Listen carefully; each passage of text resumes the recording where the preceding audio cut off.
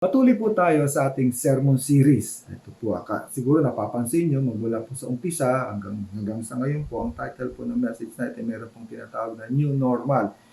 At ang ginamit po natin text ay si Ruth. No? Dahil po si Ruth ay hindi po siya taga-Judah, bagkus po taga-Moab po siya, pero pinili po siya ng Panginoon at napunta po siya sa isang lugar na bago sa kanya. At dinalakay din po natin, hindi lang si Ruto, kundi po si Elimelech, no, bilang ama din ng tahanan, na napakalaking responsibilidad po bilang ama ng tahanan, ang maging ama, sapagkat nagiging malaking epekto po ang isang desisyon ng isang ama sa kanilang pamilya. No, na napag-aralan natin na hindi naging maganda ang naging desisyon ni Elimelech. Inilabas niya ito sa lugar kung saan ito'y pinili ng ating Panginoon sa Judah po. Napag-aralan din po natin si Noemi kung paano po siya naging tapat at kung ano po yung ginawa ng Panginoon sa kanya, yung kanyang naging desisyon upang bumalik sa lupang pangako. So itong pamilyang ito, lahat po ng kanilang pangyayari sa kanilang buhay ay bago po. In short, these are all new normal po sa pamilya po nila Ruth at ganun din po kay Elimelech at ganun din po kay Naomi. Ngayong umagang pong ito, perhaps this will be our final series po ng ating mensahe, ay ang title po ng message natin is The Field of New Normal.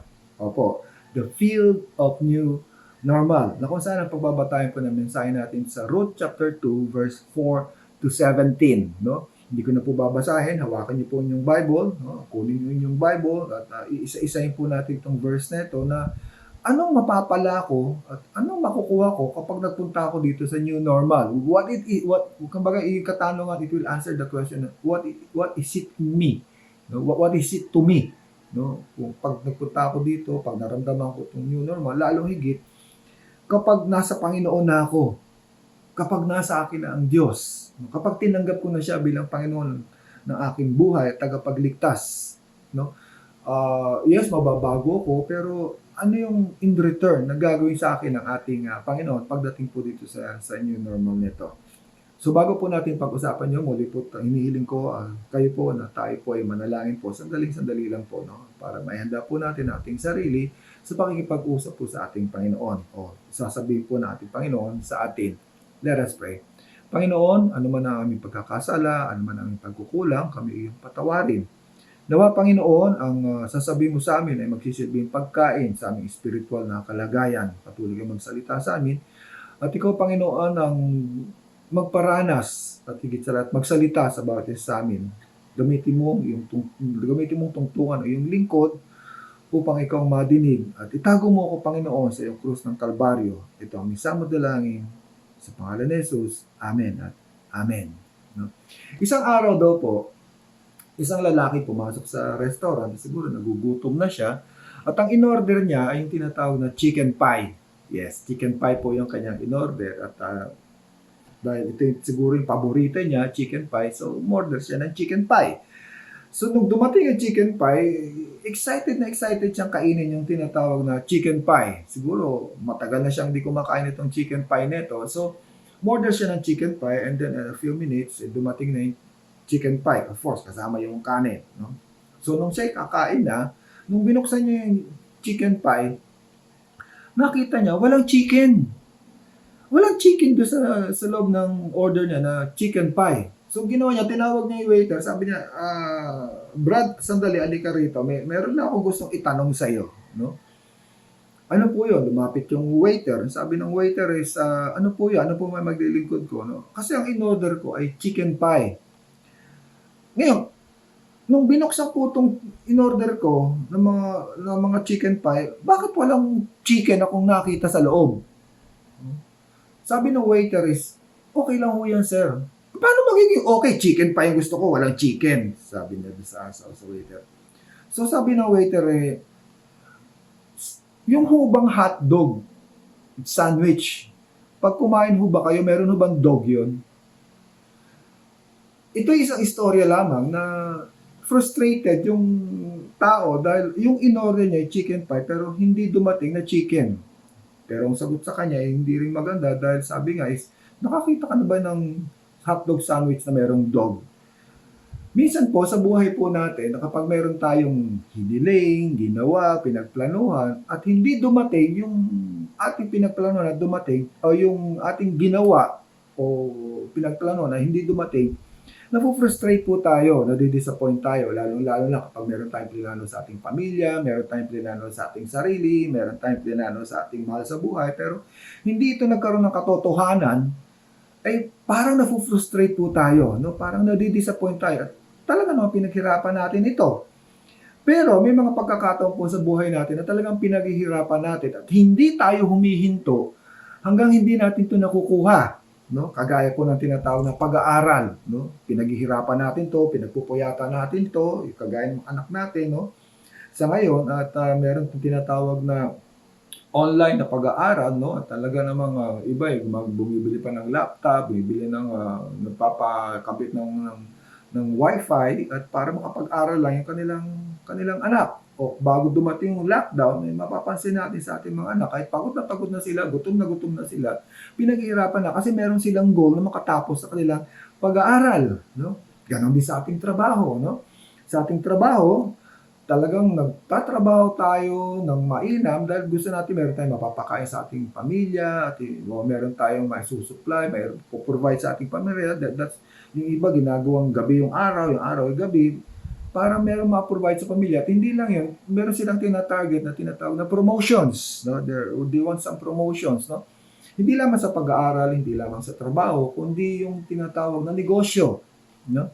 We're working hard to expand our business. So, ito po yung mga bagay nito na pinaghihirapan natin na para ma-attain yung goal, no? Para ma-attain yung ating pangarap, para makuha yung ating mga pangarap.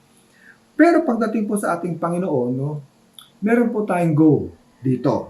Ano yun? Ano yung goal natin? Ito po yung pagsuko sa buhay natin at pagsunod sa ating Panginoon upang maranasan natin yung kanyang blessings at kanyang favor. No? Kumbaga yung ama sa anak na pag nakita ng ama na masunurin yung kanyang anak, binibigyan po ito ng ating favor.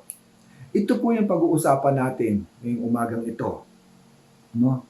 Ano yung favor na nakuha ni Ruth pagpasok niya sa tinatawag na new normal? Ano yung blessings na natanggap ni Ruth na pagpasok niya sa new normal?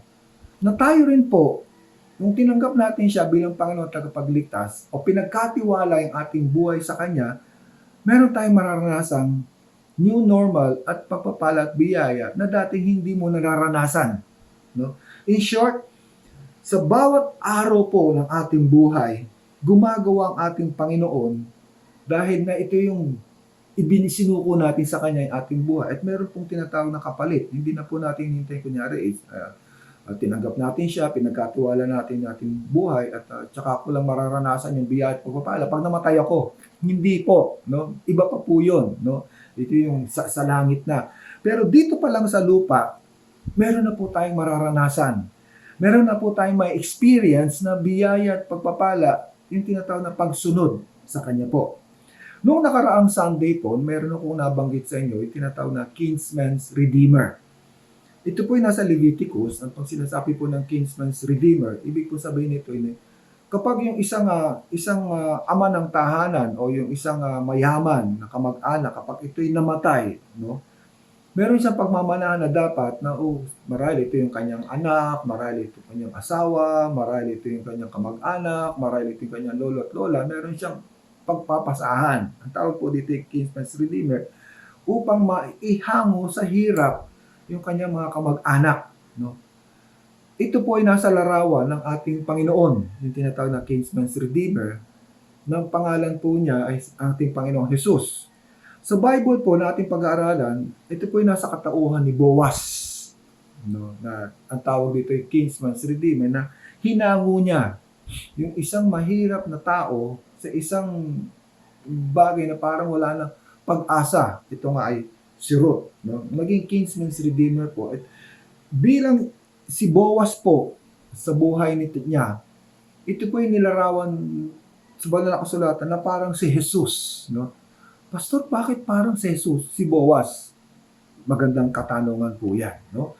Pag-aaralan po natin dito dahil sa pagpasok po ni Ruth doon sa farm o doon sa field ni Boaz, meron po siyang naranasan na tinatawag na new normal na tayo din po ay naranasan po natin na pagpasok po natin doon sa pagmamahal, doon sa pag-ibig, doon sa pag-aalaga ng ating Panginoon, ay makakaranas din tayo ng new normal na hindi pa natin naranasan.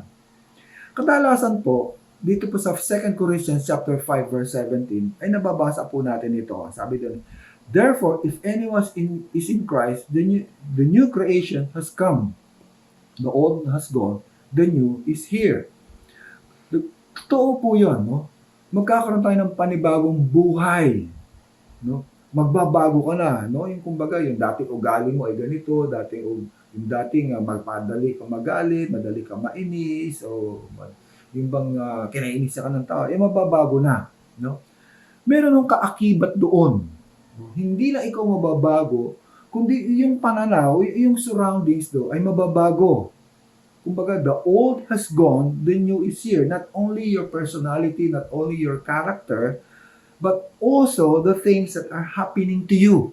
Yung mga bagay po na nangyayari sa inyo ay mababago din dahil ito ay ginagawa ng ating Panginoon dahil sa pag-aalaga niya sa bawat isa po sa atin. Yung word na pag-aalaga, meron pong tinatawag ito na merong provisions na ipoprovide ng ating Panginoon. No? Sometimes may nagtatanong ka kung tatanggapin ko ang ating Panginoon, anong mapapala ko? Anong makihita ko? No? Ito po yung sasagutin natin yung umagang ito. Meron po tayong matututuhan doon sa mga verses na ating babasahin. Hawak niyo na po ba yung inyong Bible? No? Nandun po tayo sa Ruth chapter 2. No? Buksan niyo po yun sa Ruth chapter 2 verses 4. Pababa po yun. No? Kasi nakaraan, napag-aralan po natin ng 1 to 3. Ruth chapter 2 verses 1 to 3. Kung natatandaan niyo, hopefully natatandaan niyo. Hopefully naglilista po kayo. Hopefully sinusulat niyo po yung ating mensahe sa tuwing linggo. No? I highly suggest na isulat niyo po. No? Pag tayo po ay nagkakaroon ng ganitong pag-aaral, no? At marami po, and then pwede niyo pong review, no? So kunin niyo po yun, kung di niyo hawak niyo yung ballpen tsaka notebook, hawakan niyo po, kunin niyo po, kung hawak niyo po yung Bible, buksan niyo na po ito. Okay? So ano po natin matututuan unang-una, no? Unang-una po yung considering his work, no? Yung gawa po ni Boaz, no? Basahin po natin sa verses 4 to 7. Ganito po ang sinasabi. No? Tignan niyo po ito sa chapter 2 verses 4 to 7 ng Ruth. Babasahin po ito sa wikang NIV. No? Sa wikang Banyaga po. No? Just then, Boaz arrived from Bethlehem and greeted the harvester. The Lord be with you. Yung kanyang greetings. The Lord bless you. They answered. Sumagot sila. Ang sabi din, Boaz asked the overseer of his harvester, what does that young woman belong to? No? He is managing his field in a very personal way. No, kumbaga binibisita niyo yung kanyang field, yung kanyang farm, no? In a very personal. Though meron siyang tagapangasiwa, pero gusto niya, kumbaga hands-on siya, no? Galing siya sa Bethlehem daw at sabi doon, ang una niyang pinuntahan, yung kanyang field, yung kanyang kinasasakupan, no?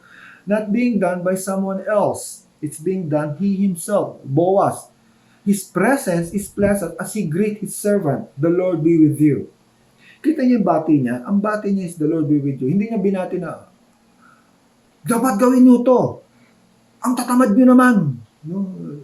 Kanina inutos ko sa inyo, hanggang ngayon hindi niyo patapos. Hindi ganon. No? Ang una niya salita ay, the Lord be with you. Kumbaga, when he arrived, it's not with fear or pain. Nung dumating siya, parang excited yung mga tao na, wait, ito na yung boss natin. Hindi yung darating siya, naku, delikado, gawin niyo ito. Hindi yung boss. Hindi yung, wala yung takot. No? Wala yung pangamba pag dumating si Boaz. No? Same with our Lord.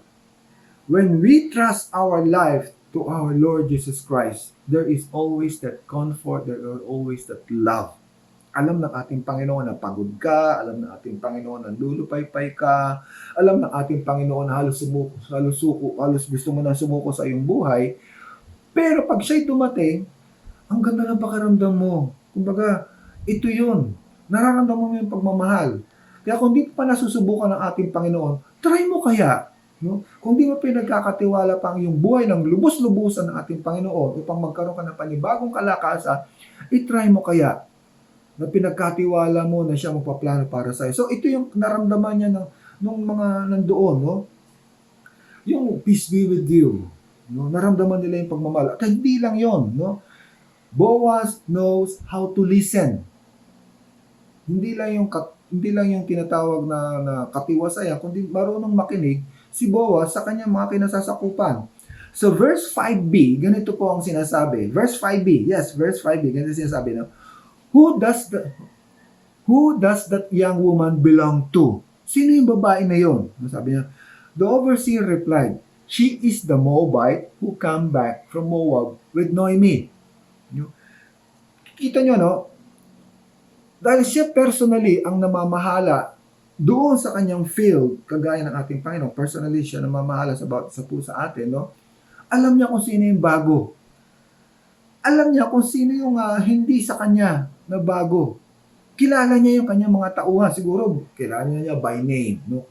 Kilala niya yung pati background, no? So, meron kagad siya napansin na pinansin niya kagad, sino yun?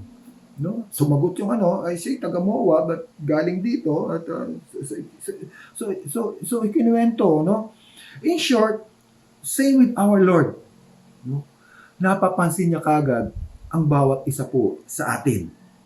Kilala ka niya at gusto kanyang makilala at gusto niyang malaman kung sino ka talaga.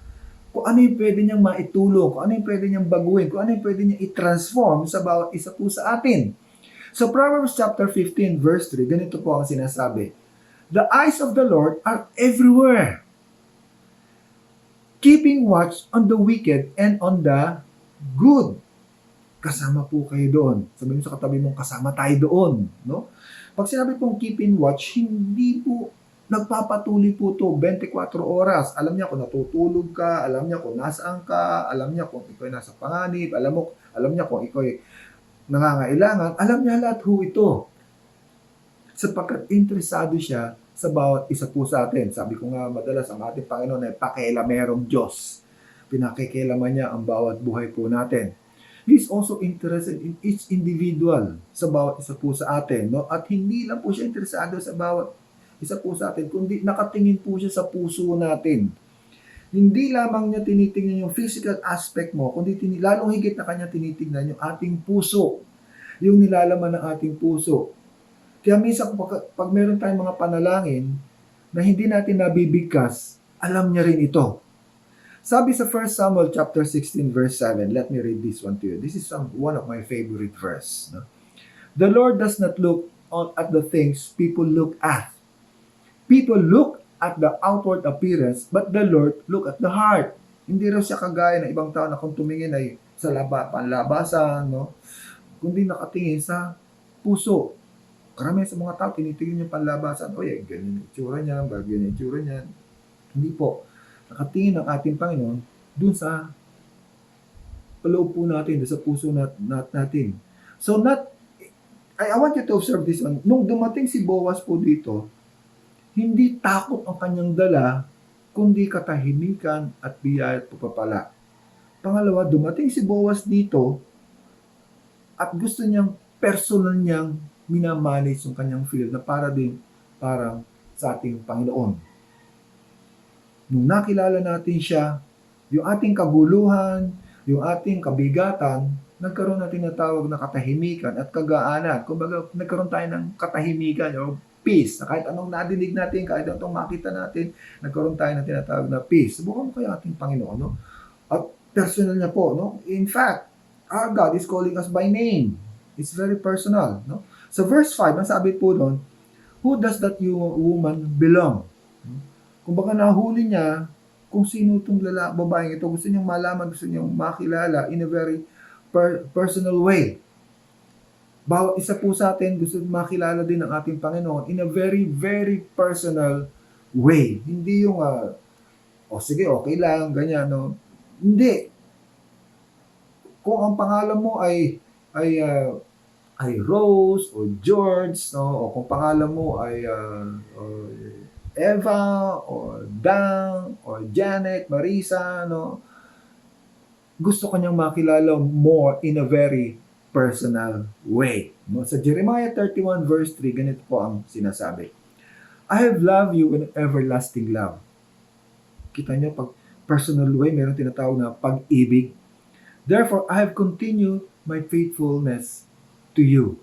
Not only the love, but also the faithfulness of God na binibigay sa atin. Kasi personal nga eh. No? Hindi na tayo iiwan. Sabi nga sa Hebrew, I will never leave you, no? Nor forsake you. So this is the very first time that nakita niya si Ruth na gusto niya makilala itong si Ruth na ito kasi bago. Sino kaya ito? No? Ano kanyang ginagawa niya rito? At gusto niya malaman yung kanyang background, yung kanyang activities, yung kanyang motibo para sa atin. Ano yung background natin? Ano yung motibo natin? Ganon din ang ating Panginoon. No? Gusto niya makita everything about us. Our Lord wants to know everything about us. No? At sinasabi niya, huwag kang matakot. Just give to me all your difficulties or your problems. No? Just give to me all your pain. Huwag kang matakot. And I will give you an assurance. Gusto niya malaman yung bawat detalye. Alam ng ating Panginoon ang bawat detalye ng ating buhay. And all we need to just express to Him kung sino tayo. Kilala niya tayo. In fact, sa sobrang kilala niya tayo, sabi sa Bible, alam niya yung bilang ng buhok natin. Ang galing, ano? Alam niya yung bilang ng buhok natin. Sabi sa Matthew chapter 10, verse 30. Tignan niyo yung sinasabi rito. And even the every hair of your head are all numbered. Bilang niya. Ganun kanya kakilala. Alam na alam niya kung anong pangailangan niyo. Alam na alam niya kung sino ka at gusto kanya lalong makilala dahil nandun yung pagmamahal ng ating Panginoon. Ganun yung pag-ibig niya. Sabi mo sa katabi mo, mahal na mahal ka ng ating Panginoon. Doon sa kabila, ikaw din. At lalong tayo ay mahal ng ating Diyos. At pag siya'y nagmahal, hindi niya ito nakakalimutan. Parating nasa isip niya tayo. Itong lockdown daw, merong isang kagawad na gustong mag-part-time. Oh yes, part-time. Ano yung part-time nito? Since siya'y kagawad, ito lang yung sweldo niya. Hindi ko alam kung magkano yung natatanggap ng kagawad. Siguro itong kagawad ito, maliit lang yung natatanggap. Ang huli kong nadinig, around 6,000, 7,000 niya. Tapos gusto niya madagdaga. So, ang ginawa niya, dahil siya lang yung nakakalabas ng lockdown, no? Pag sinabing lockdown, talagang total lockdown, siya lang yung nakakalabas, no? So, ang ginagawa niya, dahil may kilala din siyang gumagawa ng payong, kumpare niya siguro, no? Sabi niya, ano kaya, no? Kumatok ako sa bawat bahay at tanungin ko kung meron silang gusto ipagawang payong. So, ganun nga yung kanyang ginawa, no? So, nung araw na yon ay nakaipon siya ng 8 payong para dali sa kanyang kumpare, para ipagawa. No? So, ito yung part-time niya, no? Siguro kung magkano yung sigil na yun, ito na siguro meron siyang komisyon. So sa kanyang paglalakad, katok siya rito, katok siya ro, meron ba kayo papagawang payong at nakaipon nga siya ng 8 payong at daladala niya yung 8 payong, no? At nung daladala niya yung 8 payong, dinala sa kanyang kumpare, no? Pumasok sa bahay, no? Dahil wala namang pwesto yung kanyang kumpare, no? Pinunta niya sa bahay at pumasok sa bahay, sabi niya, pare, ito yung yung payong, no? Meron magpapagawa, 8 yan, no? Sabi ng kumpare, uy, thank you. Ay, salamat, meron akong kahit paano meron akong income. So, nung papalabas na yung tao, sabi niya, may gagawin pa siya, papalabas siya sa, medyo uulan. Nung medyo uulan, sabi niya, naku, buti na lang, may dala akong payong. So, kinuha niya yung payong nasa labas, at nung nakuha niya yung payong sa labas, bubuksan niya, hindi pala kanya. May nakakita sa kanya na nagpapagawa rin ng payong, papalabas na rin, at sabi niya, huy, anong ginagawa mo sa payong ko? No? Pambirang, payong lang na nakawin mo pa, mura-mura lang ng payong. Anong klase kang tao? No? Magnanakaw ka ng payong. Akin yung payong na yan. So marami siyang nadinig na salita na pangit doon sa babaeng yun. No? Siguro, pagod yung babae niyo, puyat yung babae niyo, dahil siguro frontliner siya, so nakapagsalita ng pangit doon sa sabi.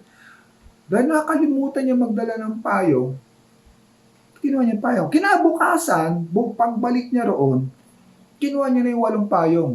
Nandun na naman yung babae. Paglabas niya, dala-dala niya yung payong na marami. Sabi ng babae, "Hoy, medyo madami-dami yung nanakaw mong payong ngayong araw na ito. nakadinig na naman siya ng pangit. At dahil doon, sa nadinig niya, isa lang kanyang nagawa. Nakalimutan niya na wala pala siyang dalang payong na sarili niya.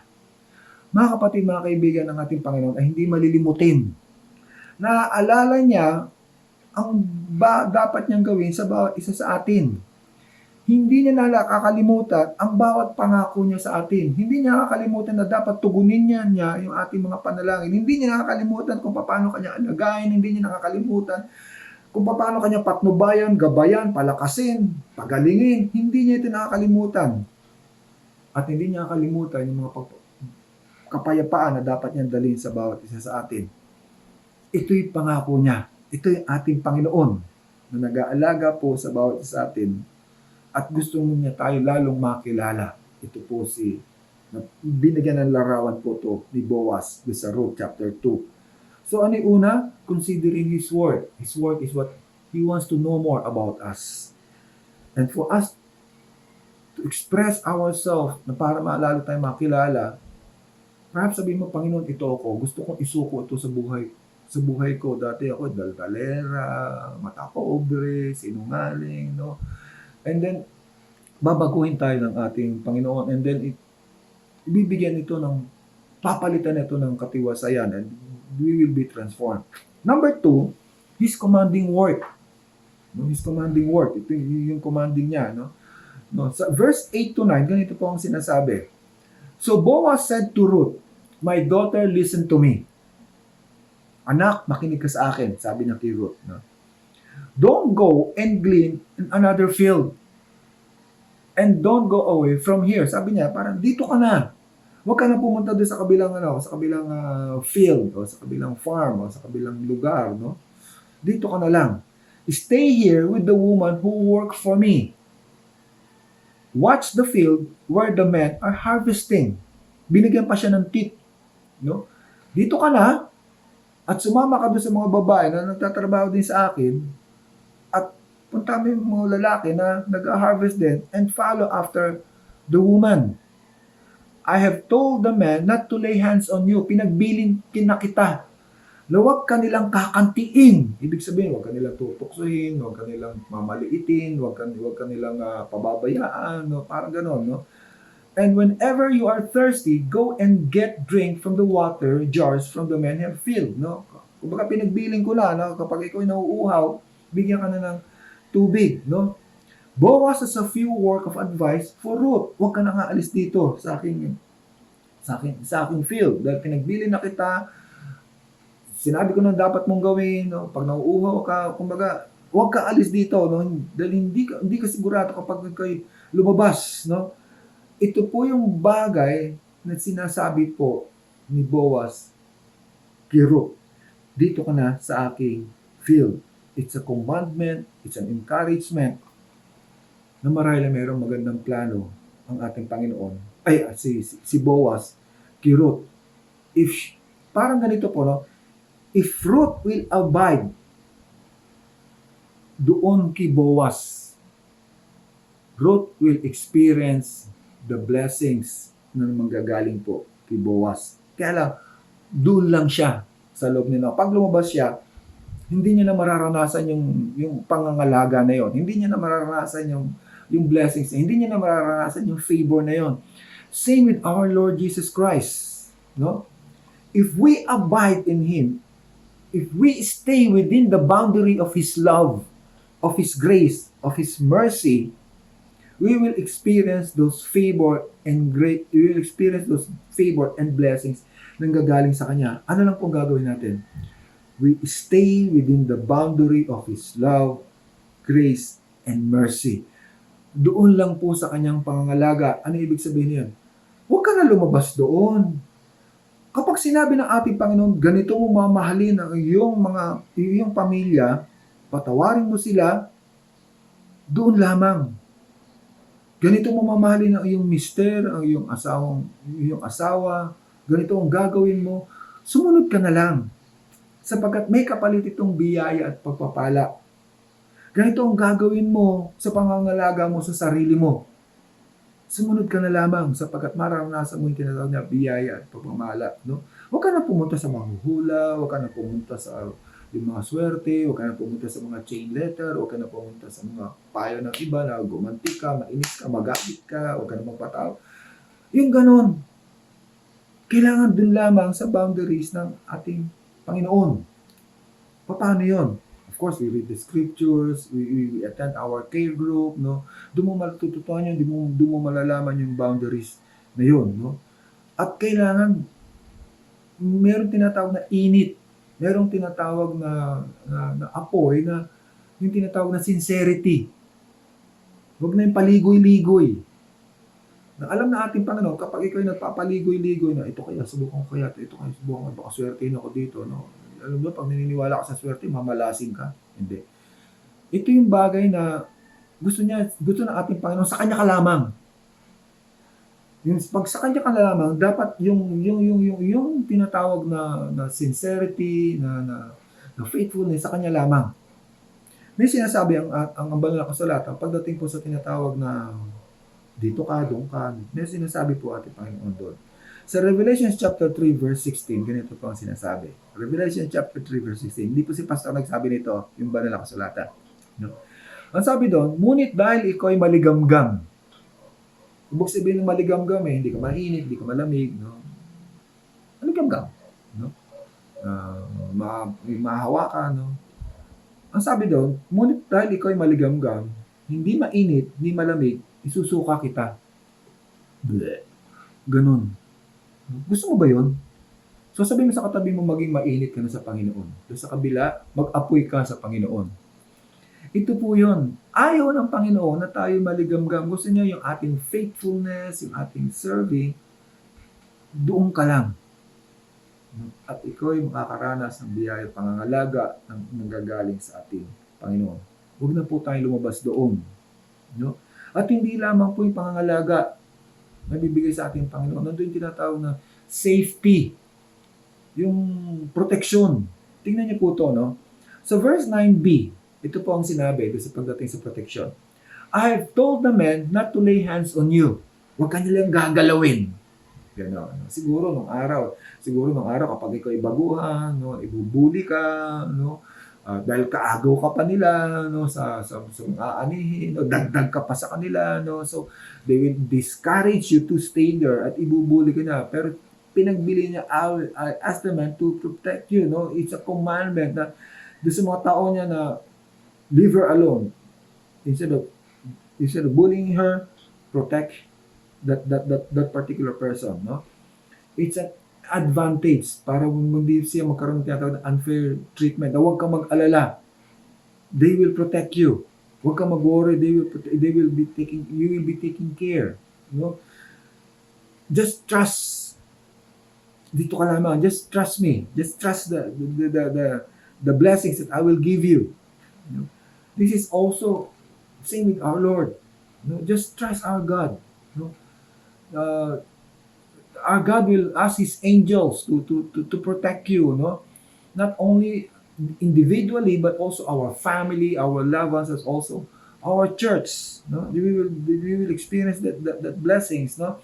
Kaya maranasan natin tong protection nito, pangangalaga nito na nanggagaling din sa ating Panginoon, no? Na imbis na ikaw ay mapabayaan, mapariwara, no? Ay nandun yung pangangalaga ng ating Panginoon, no? Huwag ka na umalis, no? Marami ako napapahamak dahil umaalis sila, no? Hindi nila naranasan protection na gagaling sa ating Panginoon, no? So Psalms 34 verse 8, ganito po ang sinasabi. Taste and see that the Lord is good. Blessed is the one who takes refuge in Him. Tingnan niyo, no? Taste and see that the Lord is good. Blessed is the one who take refuge in Him. Yung pangangalaga po ng ating Panginoon, yung pagmamahal ng ating Panginoon. Kaya sabi mo sa katabi mo, huwag ka na magtiwala doon sa sinasabi ng mga barkada mo. Yung mga ganun ba? Kasi sabi ng barkada mo, magpuyat tayo, mag-gimmick tayo, no? Hindi mo alam, pag nag-gimmick tayo, baka mapahamak ka pa, no? Lalo na doon sa mga kababaihan, lalo uso ngayon yung tinatawag na Merong ihulog sa iyong iniinom, no? Marami yung napapahamak doon. Okay, i-try mo lang, wala namang masasama, no? Yung konti lamang, no? Marami yung napapahamak doon, no? Yung konti lang naman, mangopya ka lang naman no? sa klase, no? Marami napapahamak ko doon, no? Isa na yung pastor, napahamak ko doon sa pangungopya. Kaya delikado, alam ko yung. So ito po yun, no? So we live within the boundaries na doon ka lamang sa kautusan, sa biyaya, pagmamahal, pag-ibig ng ating Panginoon. So verse 9c, ito po ang sinasabi. And whenever you are thirsty, go and get a drink from the water jars for the men. Not only the protections, not only the safety, not only yung supply na binibigay sa atin, not only that, but also the supply na ibibigay sa atin ng ating Panginoon. Provisions na ibibigay sa ating Panginoon. Sinisigurado ni Boaz, meron kang supply ng tubig. Because sa disyerto po, importante ang tubig. Sa disyerto, yes, importante ang tubig. Sa atin po, bilang anak ng ating Panginoon, ano yung nakikita mong importante sa'yo na pwede mong hilingin sa Kanya? Ano yung bagay na gustong-gusto mo na pwede mong hilingin sa Kanya that God will provide? Tanda po natin, walang imposible po sa ating Diyos. And in fact, I'm encouraging you to ask the impossible to our God because we're worshiping and serving an impossible God. And He can provide that one to you. Ano yung mahirap na yon? Ano lang gagawin natin? Walk within the boundaries. Sa Kanya lamang po. With sincerity, with faithfulness, and we will experience those blessings and favor that is coming from our God. Sabi sa Psalms 23 verse 1 to 2, ganito po ang sinasabi. The Lord is my shepherd, I shall not want. Ang Diyos ang aking pastol. Ayoko na, hindi na ako pupunta sa iba. Parang ganon. No? He makes me to lie down in green pasture. He leads me beside the still water. Wala na akong hahanapin pa. Kaya sabihin sa katabi mo, huwag ka na maghanap ng iba. Huwag ka na gumimik sa iba. Sa Panginoon na lamang and you will experience the blessings and favor from. Ito man ay sa trabaho, ito man sa hanap buhay, ito man ay sa pag-aaral, ito man sa paghanap ng boyfriend, girlfriend, no? Ito man ay sa future mo, no? In every personal way, God will provide that one. Yes, nadinig niyo po. Ito man ay boyfriend or girlfriend. God will provide that one. Not only financially, but also personally. Ano yung gusto mo na kailangan mo? God will give it to you. As long as within the... Ito po yung bagay na ito po yung bagay na pag nandun na po tayo sa new normal, we will experience that love and peace that is coming from our God. Ang sarap po ba?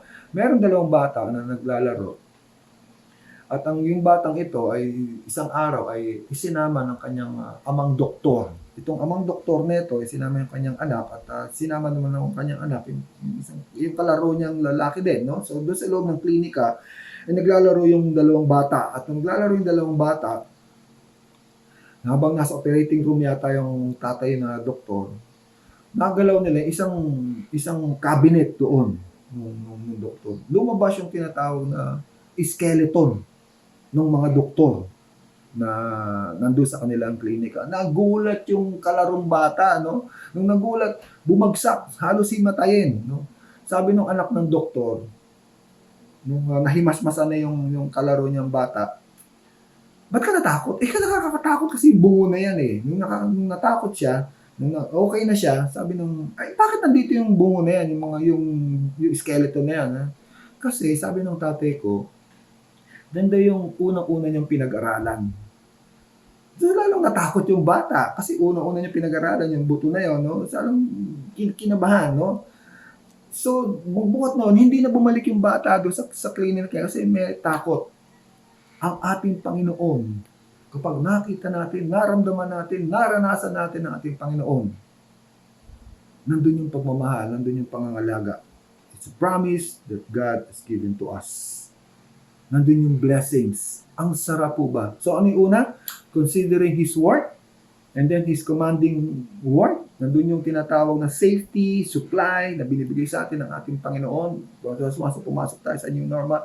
At pangatlo po ay His comforting word. Basahin ko po itong sa text na ito pagdating sa His comforting word. So verses 10 to 14, ganito po ang sinasabi. At this she bowed down with her face to the ground. She asked him, "Why have I found such favor in your eyes that you notice me? A foreigner?" Boaz replied, "I've been told all about you. You have done for your mother-in-law since the death of your husband." Sabi ni Ruth, "Bakit meron akong favor sa'yo?"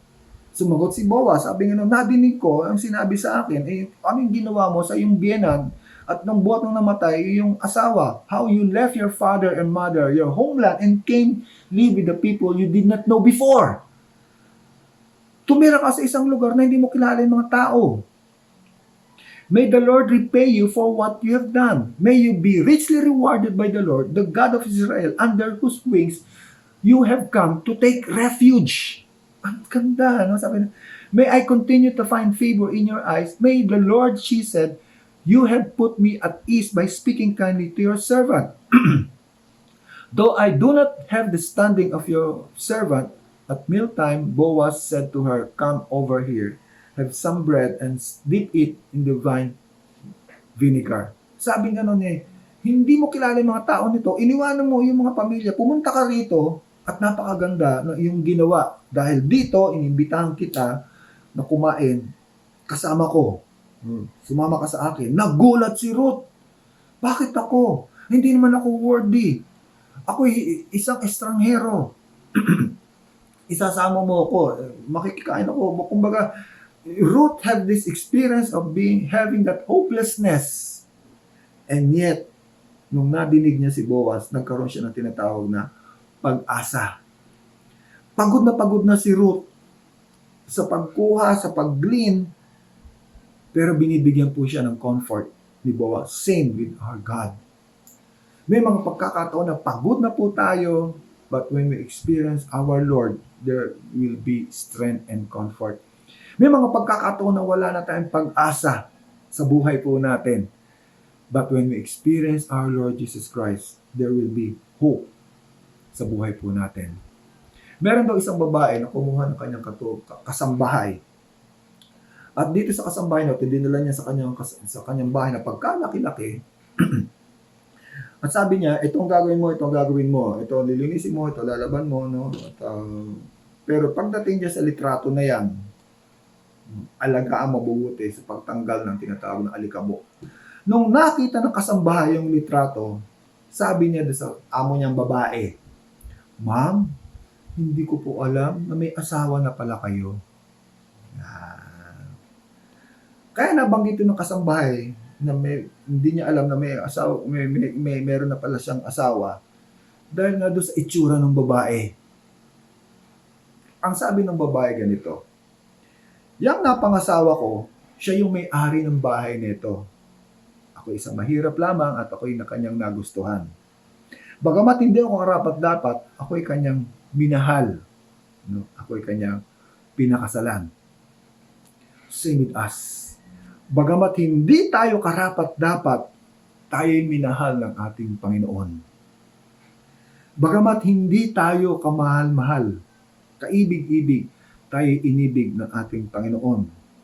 Nung tinanggap natin siya bilang Panginoon ng ating buhay, tayo kanyang inilagaan, tayo kanyang minahal. Sabi mo sa iyong katabi, mahal ka ng Diyos. Doon sa kabila, ikaw rin mahal ka rin ng Diyos. Ako din, mahal ang ating Panginoon. So nandun yung pagkagulat niya. Bagamat hindi karapat-dapat si Ruth, meron siyang special favor na nanggagaling kay Boaz. Ito pang sabi ni Boaz sa kanya. Boaz replied, "I've been told all about you, what you have done for your mother-in-law since the death of your husband. How you left your father, mother, and your homeland and came to live with people you did not know before.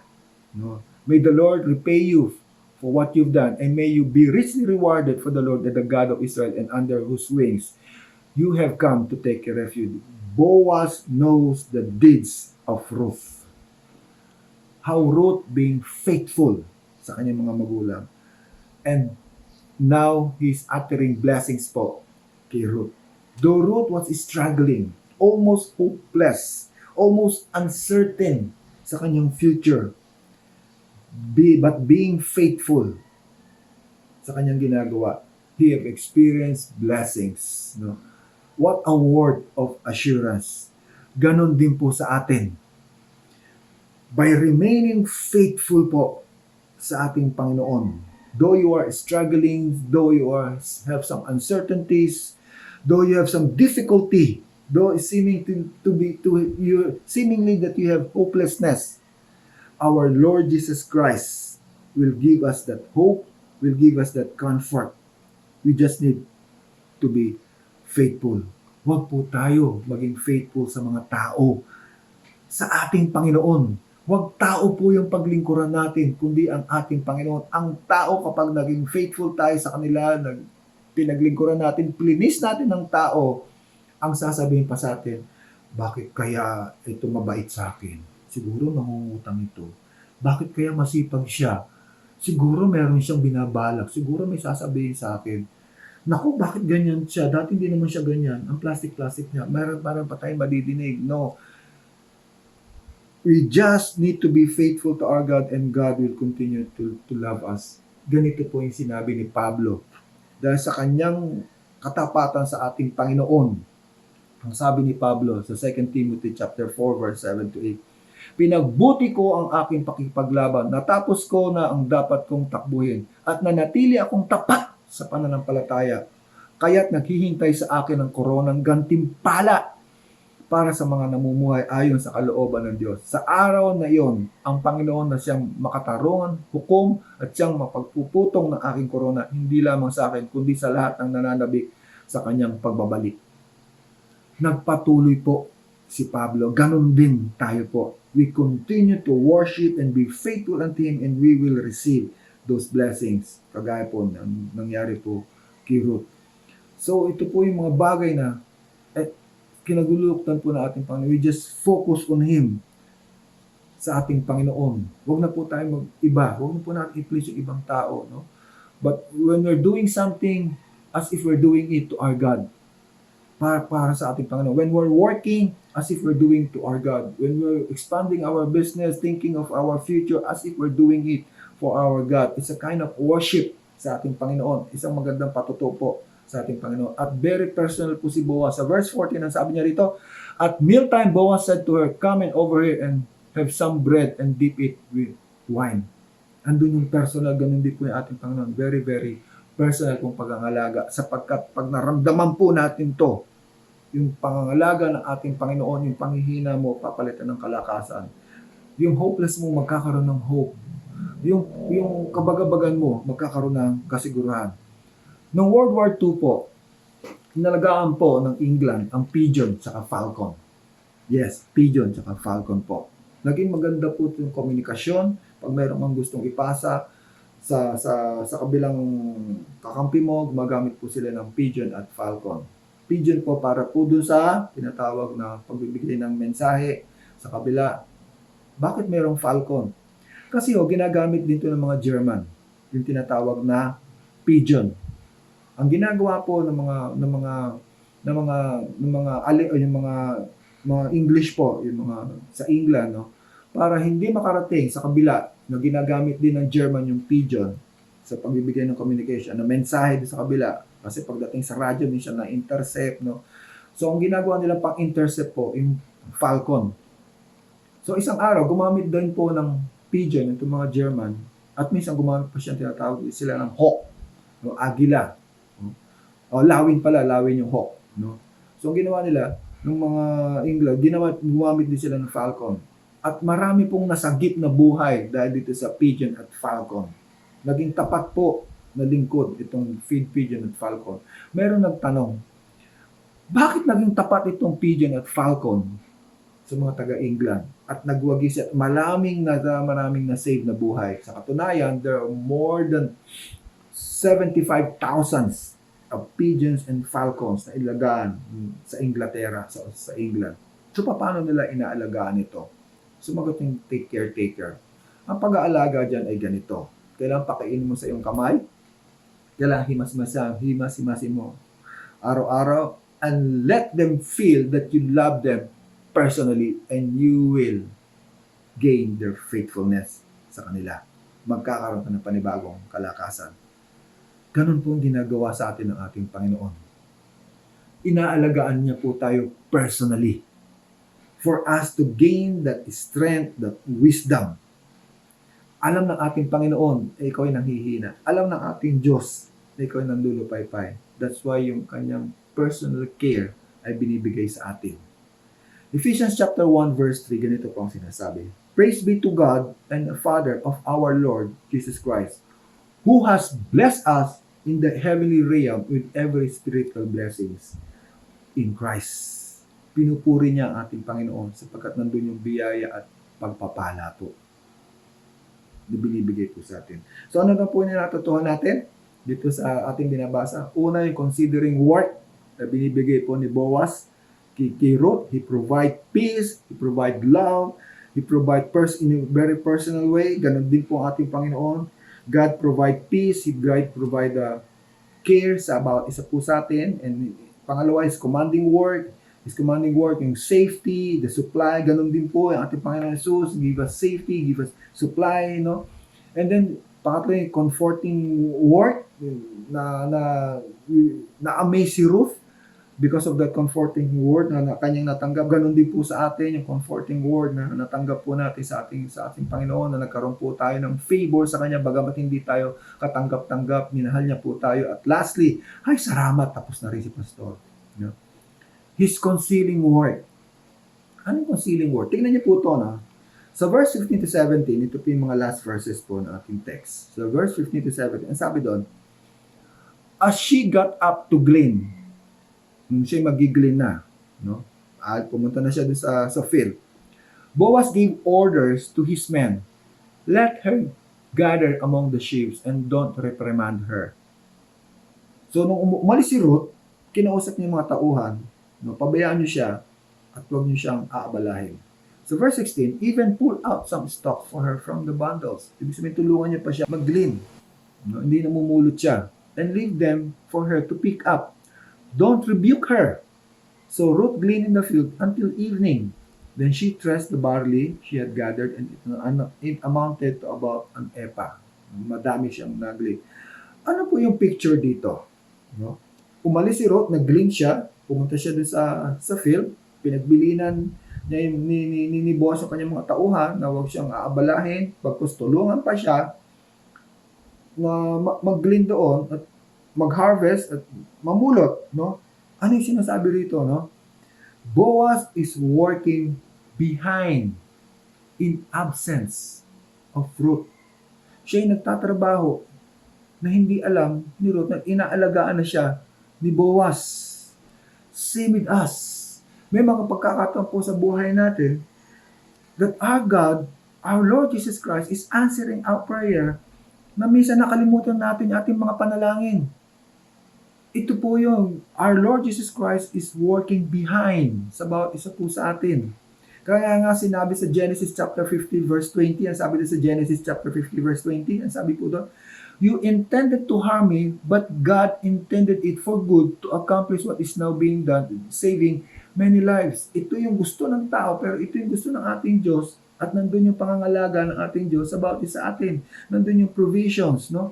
God is working behind the scene sa bawat isa po sa atin. Kahit ikaw ay natutulog, kahit nakalimutan mo na yung panalangin, God is still working. Hindi niya nakakalimutan.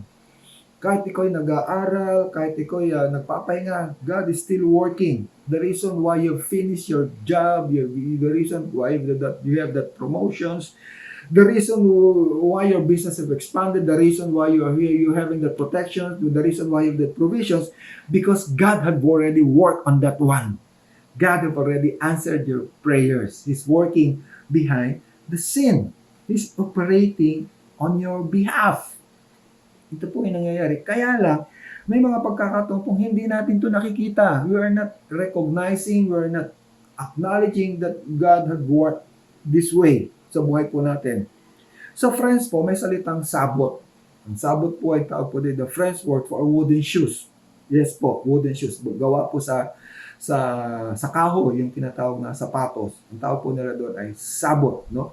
Noong araw daw, may practice sila. Ano yung practice nila? Kapag sila nagtatrabaho, pumunta sa factory, no? Pag gusto nila magpahinga, Pag gusto nila magkaroon ng day off, ang ginagawa nila, kinukuha nila yung sapatos nila at binabato yung makina. At pag binato yung makina, dahil ito'y gawa sa kahoy, humihinto yung makina. So nabuo yung tinatawag na sabotage. Yes, sabotage. Ito yung root word ng sabotage. No? Sinasabotage yung, yung makina para makapagpahinga sila, para huminto yung kanilang ginagawa. No? Sa atin po, merong wooden shoes na ginagamit ang kalaban upang hindi tayo mag-produce, upang hindi natin ma-acknowledge yung biyaya at pagpapala ng ating Panginoon. Ang tawag po doon ay ang pag-aalala. Napakarami po nating pag-aalala sa ating buhay na ginagamit ng kalaban upang hindi natin makita yung mga katugunan, biyaya at pagpapala ng ating Panginoon. Ito po yung sinasabotage ng kalaban. And this is what's happening to us. For us to see the blessings ng ating Panginoon, and we need to acknowledge this one. Gumagawa sa iyo ang ating Panginoon. Even up to now, kahit alam kong natutulog ka, kahit alam kong hindi ka nakikinig sa message ko, kahit alam kong umaalis ka, nagko-coffee break ka muna, minsan yung nakatingin ka sa akin, nadidinig mo yung message ko, pero hindi mo nakukuha kasi iniisip mo yung pag-aalala. Ano kaya kakainin namin pagkatapos ng sermon ni Pastor? Ang tagal-tagal, no? So ito po yun, no? Ginagamit ito ng kalaban. Kaya sabi mo sa katabi mo, makinig ka sa message ni Pastor. So ano po yung natutuhan po natin? Considering His word, His commanding word, His comforting word, and His concealing word. This is the message that God has given to us. Considering His word, God has given us His peace sa gitna ng kaguluhan, sa gitna ng uncertainties. His commanding word, God has given us the safety, the supply. His comforting word, God give us that assurance that we will be having the hope. And we're so amazed in what God is, at concealing word, God is working behind the scene sa bawat buhay po natin. Dito po ako magtatapos. Ay, salamat. Tapos na si Pastor. Yes, tapos na po ako. Isang caterpillar daw po, isa sa mga paborito pong ginagamit parating illustration. At ngayon po, isang chameleon. No? Alam niyo ba yung chameleon? Ang chameleon po, isa po siyang isang klase ng hayop na kung ano yung hinawakan niya, yun ang nagiging kulay niya. Ginagaya niya yung kanyang kapaligiran. That is chameleon. No? At yung caterpillar naman, ito yung nagiging tinatawag nating paru-paro, no? Yung chameleon, habang ginagaya niya ito, yung kung ano yung kulay, kunyari, brown yung kulay ng kanyang hinawakan, magiging brown din siya. Kung hinawakan niya puti, magiging puti siya. No? So, nag-a-adapt po siya kung anong kapaligiran nila. Karamihan po sa mga mananampalataya o tao ay parang chameleon. Ina-adapt niya yung kapaligiran niya. Kung ano yung uso sa kanyang kapaligiran niya, kaya marami ho napapahamak. Kung ano yung sinasabi sa kanya, kaya siya, minsan ay naliligaw dahil ginagaya niya lamang kung ano yung nasa kapaligiran niya. Yung caterpillar daw po, iba, no? Kahit siya'y pangit, kahit siya'y mabigat, no? Nananatili siya doon sa kanyang tinatawag na kalagayan. No? Kahit mataba siya, nananatili siya sa kanyang kalagayan. Pero pagkatapos noon, no? Pagkatapos sa pagiging pangit, pagiging mataba, and he let nature, no, na gumawa dun sa kanya, nagiging paru-paro po siya. Natatransform po siya ng paru-paro because he let God work into the life ng caterpillar.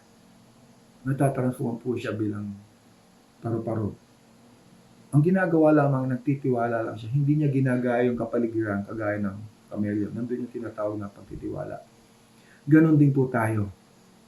All we need to do is just trust our God. And we will experience that favor and blessing sa ating Panginoon.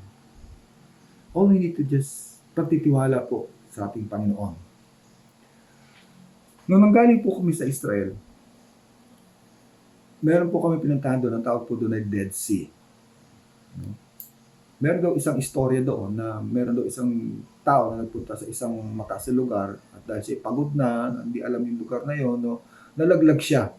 At nung siya nalaglag, bumagok yung kanyang ulo sa isang bato at siya nalaglag sa Dead Sea. Dahil napakalalim ng lugar na yon, Ang ginawa niya, bagamat siya nahihilo na, no, talagang lumangoy-langoy siya. Lumangoy-langoy siya. Nag-alpas siya. Kaya siya nag-aalpas dahil hindi siya marunong lumangoy. So napagod siya, at dahil siya hilong-hilo na, sabi niya, okay lang, okay mamamatay dito, total Israel naman ito. So pinabayaan niya ng sarili na malunod na lamang. Ang hindi niya alam at nakalimutan niya na nandun siya sa Dead Sea. Ang Dead Sea po, kahit hindi ka kumilos, ikaw ay lulutang. Ganun ang nangyari sa kanya. Hininto niya yung kanyang pagpupumiglas, hininto niya yung kanyang pag-aalpas, at nanatili lamang siyang nakahiga. At siya'y inilutang ng Dead Sea. Siya'y nabuhay. Ganon din po sa buhay natin. Ganon po yung pagtitiwala. Huwag ka nang mag-umalpas. Huwag ka nang akala mo marunong ka lumangoy sa buhay mo. Ipagkatiwala na lang natin ang buhay natin sa ating Panginoon. Ito man ating sarili, ito man ating pamilya, ito man ating negosyo, ito man ating pag-aaral, ito man ating kinabukasan. Hindi ko man sinasabi huwag ka magplano. Plano ka pero ipagkatiwala mo sa ating Panginoon. Ito yung bagay na naranasan ni Ruth. Sumunod lamang siya, nagtiwala lamang siya, sumunod kay Boaz. And she was blessed and given favor. Mahal na mahal po tayo ng ating Panginoon. He even died for us sa krus ng Kalbaryo upang ipakita yung pagmamahal niya sa atin. Hanggang sa ngayon po, nagpaparanas ang ating Diyos. Mga kapatid, mga kaibigan. Marahil sa buhay natin nag-uumalpas ka pa. Hindi pa lubos ang pinagkakatiwala yung sarili. Perhaps, nandun pa yung matindi mong pag-aalala. Give it to our God. O nag-uumalpas ka pa dahil meron ka pang samaan ng loob o galit sa buhay mo. Give it to our God. O perhaps meron ka pang tinatagong pride. Give it to our God.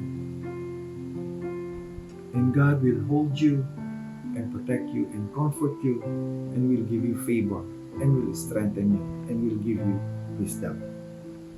Ano man yung kapatid, kaibigan, isuko natin sa Panginoon and experience that favor and blessings. Like what Ruth had experienced. Let us pray. O Lord God, our Heavenly Father, salamat po, Panginoon, sa paalala mo sa bawat isa sa amin.